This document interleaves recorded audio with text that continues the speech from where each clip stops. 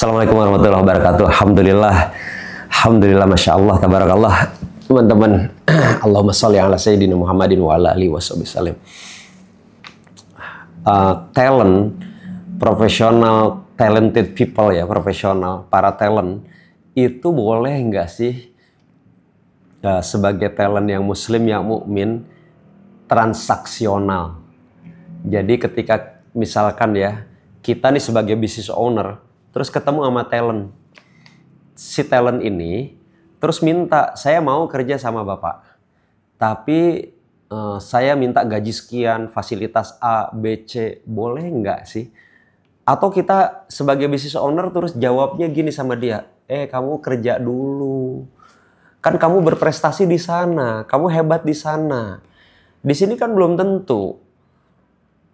Jadi gimana Pak, gaji saya bisa nggak segitu? Enggak lah, mulai dari segini dulu lah. Kalau bagus terbukti baru nanti yang kamu minta, oke, saya okein.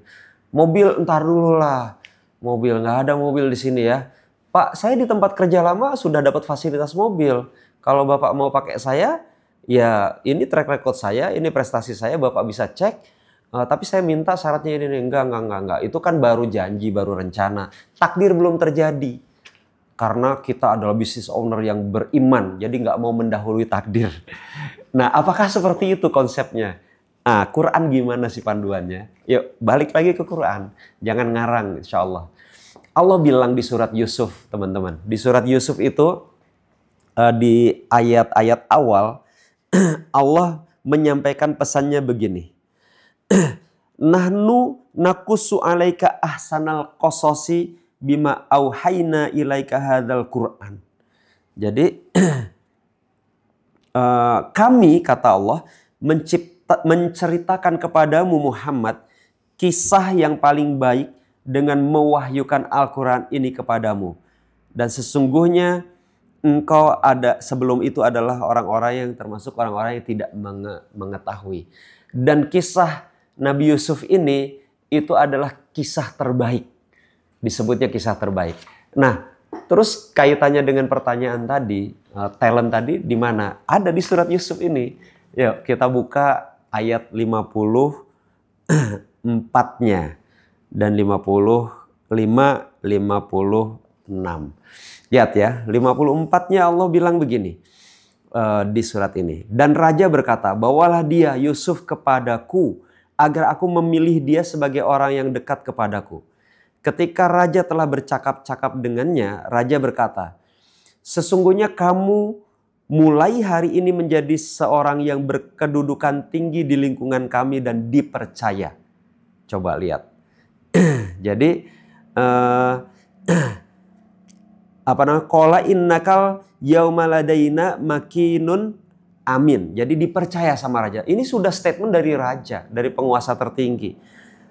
Tapi Yusuf kemudian berkata, apa kata Yusuf? Qala ja'alni ala hazainil ard inni hafizun alim. Dia Yusuf berkata, jadikanlah aku bendahara negeri Mesir. Karena inni hafizun alim. Sesungguhnya aku orang yang pandai menjaga gitu ya. Hafiz gitu ya. Dan alim dan berpengetahuan, pakar ahlinya. Terus apa yang terjadi? Dan demikianlah kami memberi kedudukan kepada Yusuf di negeri ini untuk tinggal di mana saja yang dia kehendaki. Kami melimpahkan rahmat kepada siapa yang kami kehendaki dan kami tidak menyia-nyiakan pahala orang-orang yang berbuat baik. Teman-teman, Masya Allah. Raja itu sudah mendengar reputasi Nabi Yusuf. Reputasinya sudah diceritakan oleh mereka yang sebelumnya dipenjara. Bahkan sebelumnya ada kasus-kasus yang menyertai perjalanan panjang karirnya Nabi Yusuf. Sampai akhirnya terbukti bahwa Nabi Yusuf difitnah oleh wanita-wanita. Ternyata wanita bangsawan itulah yang berusaha menggoda Nabi Yusuf, bukan Nabi Yusuf yang menggoda. Nah, itu semua menjadi bukti dan menjadi reputasi. Dan ketika takwil mimpi yang itu dampaknya menyelamatkan negeri Mesir, itu terbukti karena kepiawaiannya Nabi Yusuf, terbukti reputasinya benar, maka raja berbincang-bincang mengajaknya dan akan menempatkan di tempat yang paling dekat dengan dia. Kebayangkan raja, kalau menjadi orang yang paling dekat dengan raja itu berarti kedudukannya cuma sedikit di bawah raja. Karena dia menjadi orang yang paling dipercaya oleh raja itu gitu. Tapi apa Nabi Yusuf bilangnya? Nabi Yusuf malah minta posisi.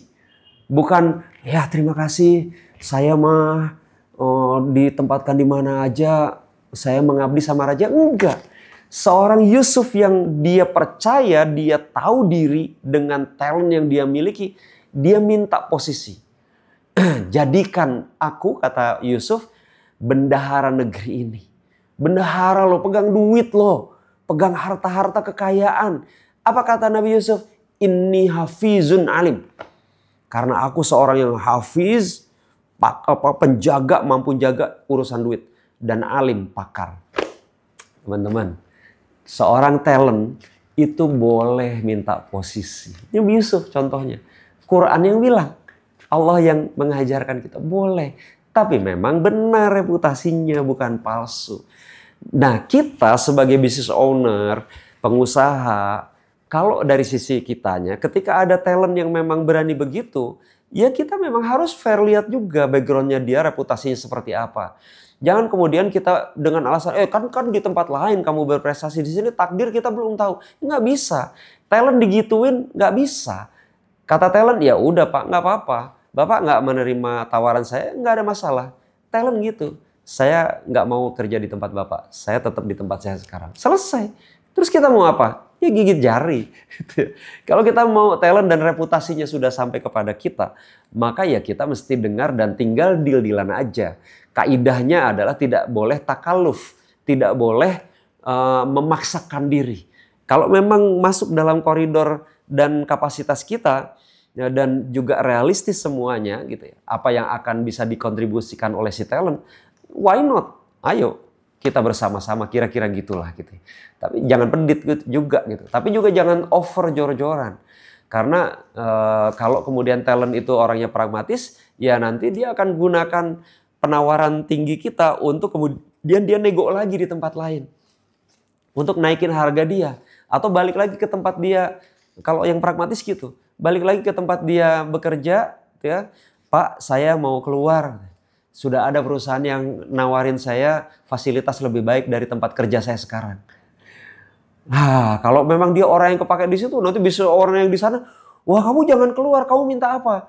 Cok sini saya kasih permintaan kamu apa? Asal kamu jangan keluar. Kalau yang pragmatis, naiklah dia harganya. Jadi lebih baik lagi. Datang lagi sama kita. Pak saya nggak jadi keluar. Loh, kan kita udah sepakat kamu mau ini tawaran, kamu udah saya oke kan. Iya Pak saya pamit, saya udah dikasih di sana lebih baik, ditahan Pak. Saya dikasih tawaran lebih baik lagi dari yang Bapak tawarkan. Jadi saya tetap di tempat saya yang lama. Ayo bolak-balik kayak setrikaan, nggak selesai-selesai. Kalau seperti itu ketemu orang kayak gitu langsung coret. Karena orang kayak gitu pragmatis. Tapi kalau yang fair ya seperti Nabi Yusuf, sudah. Begitu beliau menyebutkan bendahara negara, udah nggak perlu dia sebutkan fasilitas karena sudah pasti nempel. Orang yang pegang kekayaan ya difasilitasi dengan fasilitas yang juga terbaik oleh raja. Ya nempel semua fasilitasnya, fasilitas terbaik. Nah jadi teman-teman sekalian, kata siapa Al-Quran itu tidak punya panduan yang hebat, yang kuat, yang dahsyat, yang dalam. Untuk guidance bagi kita para pebisnis, pemilik bisnis dalam mengambil keputusan.